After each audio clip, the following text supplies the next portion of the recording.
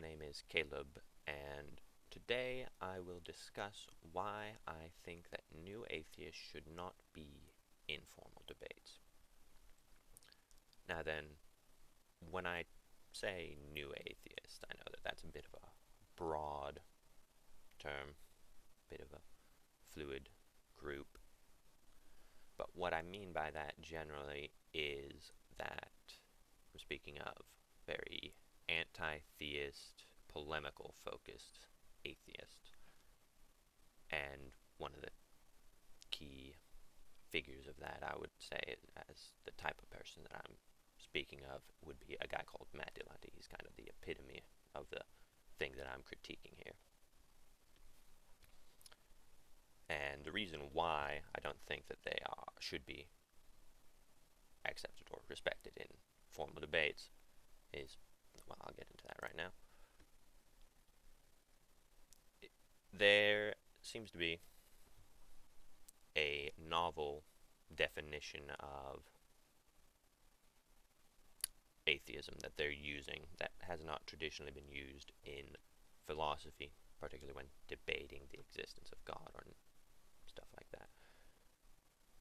And that would be this one right here, the lacking a belief in God.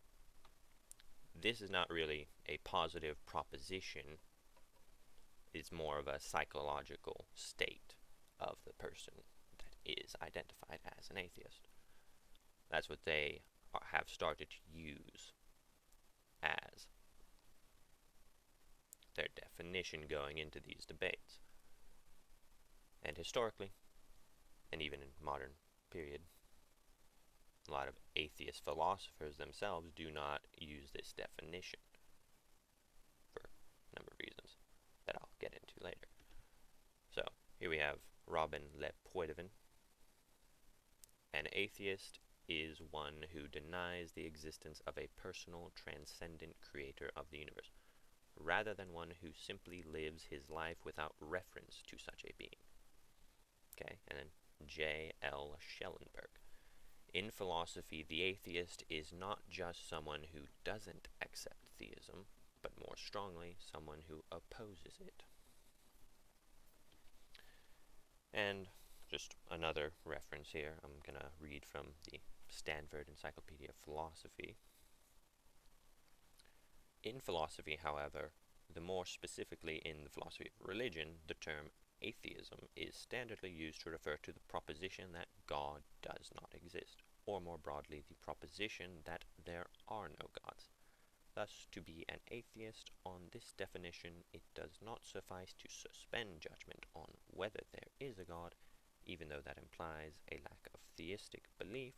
Instead, one must deny that God exists.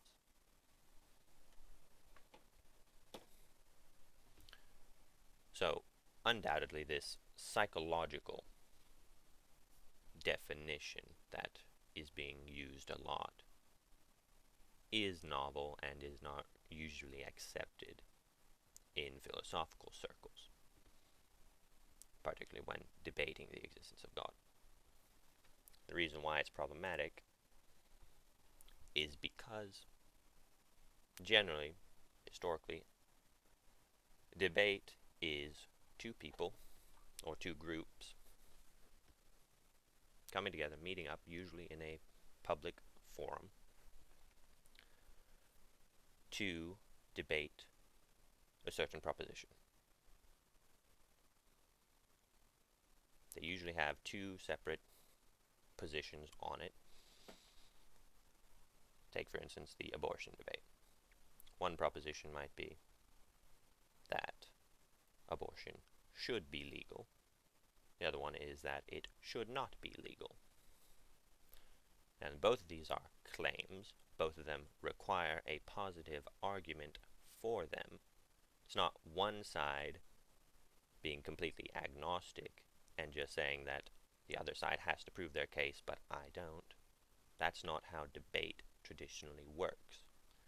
And so, this happens quite a lot when, a theist will simply state that the atheist has not made their case, or has not even provided an argument for their position.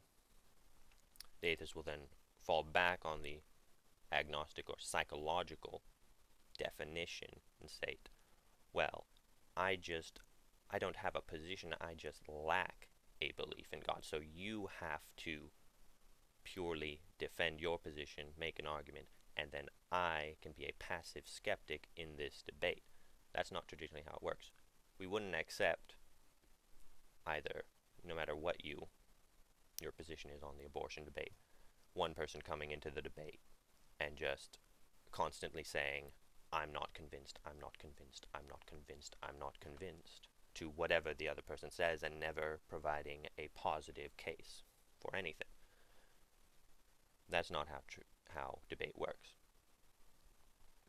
For anything, take objective morality versus, subjective or relative morality. Morality is relative, is a positive claim. Morality is objective, is a positive claim.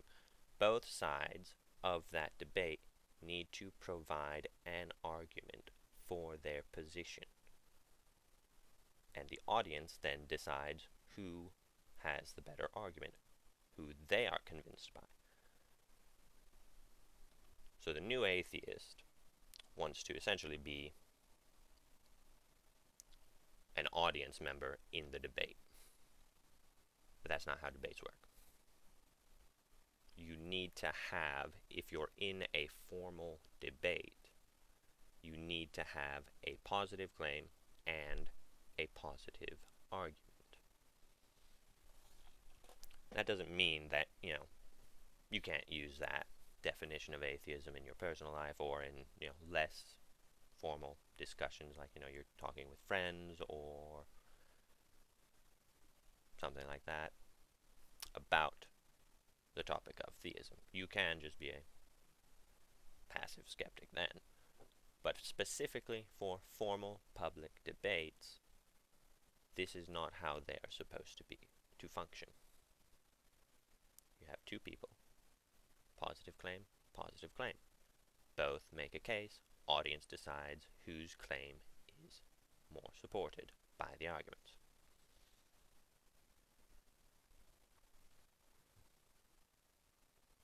Okay. I believe that should be everything.